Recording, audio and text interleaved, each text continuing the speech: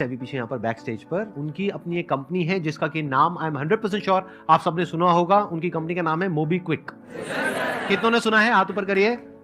Please give an energetic and warm welcome to the founder of MobiKwik, mister Bipin.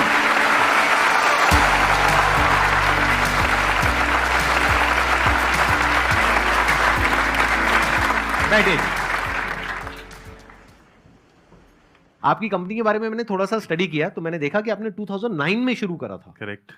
और उस time पे तो बहुत ही कम ऐसी कंपनीज थी, या मेरे को नहीं लगता मैं उस टाइम की बात है, उस समय कोई एप्स नहीं होती थी, एप्स भी नहीं थी, उस राइट? समय स्मार्टफोन्स भी नहीं थे इंडिया में। अच्छा, तो आपने वेबसाइट से शुरू किया था? हमने वेबसाइट से शुरू किया था मोबीक्विक।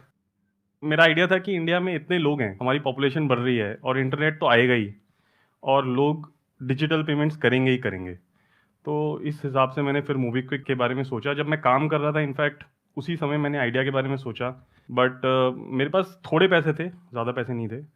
बट फिर मैंने सोचा कि एक ही लाइफ है तो कुछ थोड़े तो की क्या डेफिनेशन है? मतलब कितने पैसे थे जिससे आपने शुरू जितनी किया? मेरे प्रोविडेंट फंड इनके की थोड़े भी आपके लिए बहुत ज्यादा होंगे, मैं इसलिए पूछ रहा हूँ। नहीं, सो आई थिंक कुछ 1-2 लाख होंगे। क्या बात कर रहे हो? हाँ। मतलब आपने आईआईटी से कहीं पे जॉब करी? हाँ, मैंने जॉब और की, 7 मेरे साल पास तक करी तो बहुत पैसा होगा आपके पास। मतलब बहुत सेविंग नहीं थी, मतलब हाँ। 2-3 लाख की सेविंग थी टोटल। मेरा घर भी था, मैं अपनी फैमिली का एल्डेस्ट हूँ, सो और मेरा बैकग्राउंड जो है उससे पहले वो हमारा काफ़ी टफ था। जब हम दिल्ली मूव हुए थे तो हम एक रूम के घर में रहते थे, मैं और हमारी फैमिली के 5 लोग।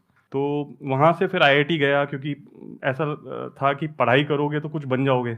ये माँ बाप ने बोला था कि पढ़ोगे तो आगे फैमिली भी आगे बढ़ेगी, तुम भी आगे बढ़ोगे। तो वो फिर काफ़ी स्ट्रगल किया, कुछ साल काम किया, कुछ सेविंग्स किए, कुछ लाख सेविंग किए, बट इतनी सेविंग नहीं थी कि बिजनेस स्टार्ट कर सकूं। और आपका बिजनेस का बैकग्राउंड भी नहीं था? मेरा बिजनेस का बिल्कुल बैकग्राउंड नहीं था। मतलब आपके पेरेंट्स वगैरह और बिजनेस मेरे नहीं करते थे? अगर आप मेरे दोस्तों से पूछोगे, आईआईटी के दोस्तों से पूछोगे या किसी से भी पूछोगे, तो वो बोलेंगे ये लड़का ये बिजनेस कैसे कर सके इसको। मतलब मेरी जो पर्सनैलिटी थी, मतलब I have always been an introvert.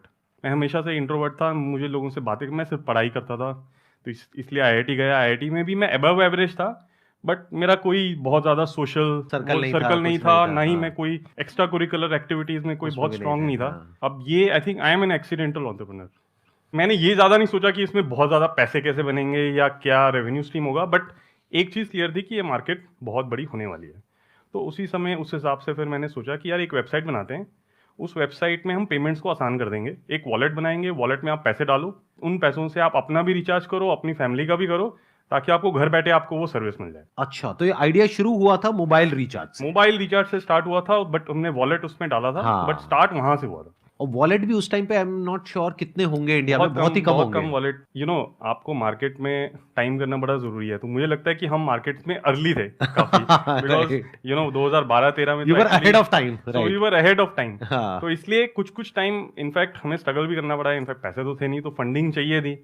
अब हमने घर से ही स्टार्ट किया था। इनफैक्ट मेरे पास कोई ऑफिस नहीं था, बिकॉज अच्छा, ऑफिस लेने के। और वेबसाइट कैसे बनाई आपने? खुद ही बनाई या किसी से हमने बनवाई? खुद बनाई, कुछ फ्रेंड्स के थ्रू बनवाई। मैंने खुद कोडिंग की है। तो क्या इसमें कोई चैलेंज नहीं आया आपको बहुत बड़ा? क्योंकि जब मोबाइल का आपने रिचार्ज किया तो मोबाइल कंपनी से तो टाई अप करना पड़ेगा ना? मोबाइल कंपनी से टाई अप करने की बहुत कोशिश की, कुछ कंपनी से किया, कुछ कंपनी से नहीं किया, कुछ बाकी एग्रीगेटर्स के थ्रू किया कि कुछ लोगों के पास कनेक्शन थे तो वो थर्ड पार्टी से कनेक्ट करवाया, तो जाके खुद बिजनेस डेवलपमेंट किया। इनफैक्ट मैं करोल बाग में आता था, एक कंपनी के साथ टाई अप किया जिसके पास उन टेलीकॉम कंपनी तो आपने किसी मीडिएटर से टाई अप किया? पहले मैंने मीडिएटर से टाई अप किया, हाँ। बिकॉज अगर मैं एयरटेल या वोडाफोन के ऑफिस में जाता तो बोलते तुम कौन हो, राइट, वो बात ही नहीं करते। हाँ। बट आई थिंक वो एक लर्निंग थी कि स्टार्ट करना बड़ा जरूरी है।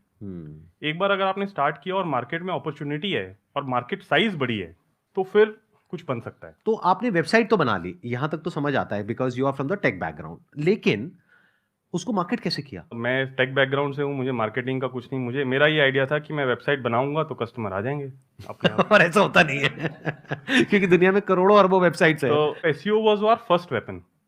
अच्छा। And it was obviously very cheap. SEO में एक बार बता देता हूं अगर किसी को नहीं पता है तो, SEO mean search engine optimization. तो सर्च इंजन ऑप्टिमाइजेशन में हमने इन्वेस्ट किया कि हम उसमें रैंक करें, फर्स्ट पेज पे रैंक करें पहले, तो उसके बाद टॉप 5 में रैंक करें, टॉप 3 में रैंक करें। तो वो हमने एक्चुअली अचीव किया। और वहां से फिर हमारे that was the turning point. That was the turning point. फिर वहां से यूजर आने शुरू हुए। आप समझ रहे हो ना बिजनेस में क्या चैलेंज था इनको सबसे बड़ा? क्योंकि अगर न्यूज़पेपर में आप एक भी ऐड देते हो तो लाखों रुपए की होती है, जबकि इनका टोटल बजट ही बहुत ज्यादा नहीं था। तो इन्होंने क्या किया? सर्च इंजन ऑप्टिमाइजेशन, क्योंकि उसमें कॉस्ट नहीं लगती है, उसमें टाइम लगता है उसमें टाइम लगता है, एफर्ट लगता है, और समझना पड़ता इंटेलिजेंस है, लगती है। हाँ, गूगल राइट। का एल्गोरिदम समझना पड़ता है, मतलब उसमें कीवर्ड्स यूज करने पड़ते हैं बहुत सारे, ताकि अब जैसे अगर एयरटेल का रिचार्ज किसी को ढूंढना है तो एयरटेल रिचार्ज डालेगा गूगल में, तो उस पर आपका रैंक आना चाहिए। अगर उसमें रैंक आएगा और उसमें फिर ट्रैफिक अच्छा है तो फिर आपके पास ऑटोमेटिकली लोग आएंगे। अब यहां पर सर पॉइंट आता है कि आपने 1-2 साल इस तरीके से चलाया, तो फंडिंग किस पॉइंट पे जाकर के आपने रेस करी? फंडिंग हमने एक्चुअली, हमारा पहले ऑफिस दिल्ली में था, हम द्वारका में रहते थे, तो वहाँ पे हमने एक्चुअली अपार्टमेंट डीडीए फ्लैट के अंदर पहला ऑफिस सेटअप किया था। और वहाँ पे इनफैक्ट हमारे 2 ऑफिसेस थे, तो हमने मतलब साइड बाय साइड 2 घर थे, तो हमने उनको बोला टावर ए टावर बी। फिर बोला अब ये बहुत हो गए, यहाँ पे भर गया पूरा, क्योंकि 25-30 लोग हो गए थे। तो हमने गुड़गांव जाते हैं, तो हम गुड़गांव गए। फिर वहाँ पे हमारा बिजनेस एकदम और स्केल करने लग गया। मैं 2013 की बात कर रहा हूँ। और फिर हमारे पहले इन्वेस्टर जो हैं उनसे हमारी काफ़ी बातचीत चल रही थी, तो वो हमारे पास आए, तो सिक्वोया कैपिटल ने हमें funding the, first round of funding 2013 में।